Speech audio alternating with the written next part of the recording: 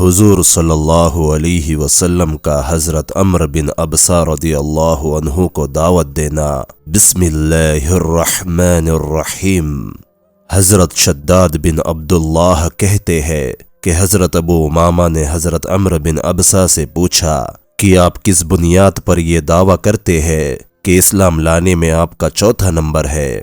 انہوں نے فرمایا، میں جاہلیت کے زمانے میں لوگوں کو سراسر گمراہی پر سمجھتا تھا اور بت میرے خیال میں کوئی چیز ہی نہ تھے۔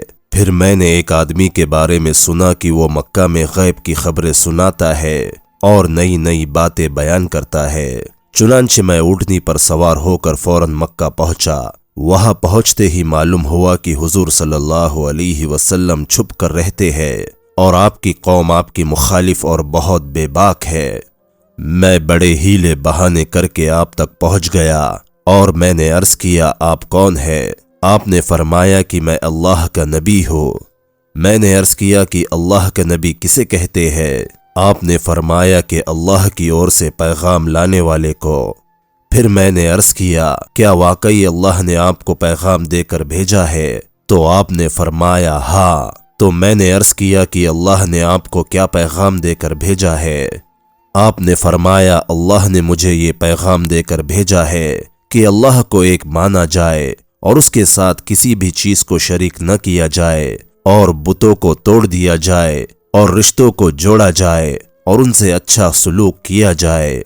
میں نے آپ کی خدمت میں عرض کیا کہ اس دین کے معاملے میں آپ کے ساتھ کون ہے؟ آپ نے فرمایا، ایک آزاد اور ایک غلام۔ میں نے دیکھا تو آپ کے ساتھ حضرت ابو بکر بن ابو قحافہ اور حضرت ابو بکر کے غلام حضرت بلال تھے۔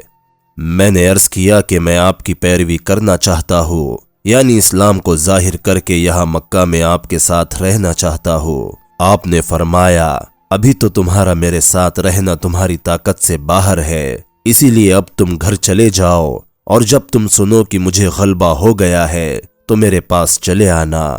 حضرت عمرو بن ابسہ فرماتے ہیں کہ مسلمان ہو کر میں اپنے گھر واپس آ گیا اور حضور صلی اللہ علیہ وسلم ہجرت فرما کر مدینہ تشریف لے گئے۔ میں آپ کی خبریں اور آپ کے حالات معلوم کرتا رہتا تھا، یہاں تک کہ مدینہ سے ایک قافلہ آیا تو میں نے ان لوگوں سے پوچھا، وہ مکی آدمی جو مکہ سے تمہارے یہاں آیا ہے اس کا کیا حال ہے؟ ان لوگوں نے کہا کہ ان کی قوم نے ان کو قتل کرنا چاہا لیکن وہ قتل نہ کر سکے اور خدا کی مدد ان کے اور قوم کے بیچ رکاوٹ بن گئی اور ہم لوگوں کو اس حال میں چھوڑ کر آئے ہیں کہ سب آپ کی اور لپک رہے ہیں۔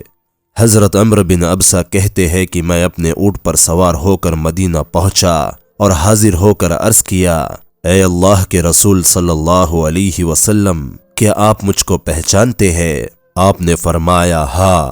کیا تم وہی نہیں ہو جو مکہ میں میرے پاس آئے تھے؟ میں نے عرض کیا، جی ہاں، میں وہی ہوں۔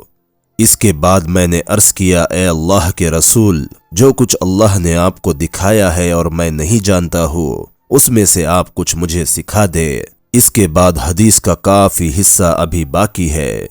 حضرت عمرو بن ابسہ کی ایک حدیث اور بھی ہے جس میں یہ مضمون ہے کہ میں نے عرض کیا، اللہ نے آپ کو کیا پیغام دے کر بھیجا ہے؟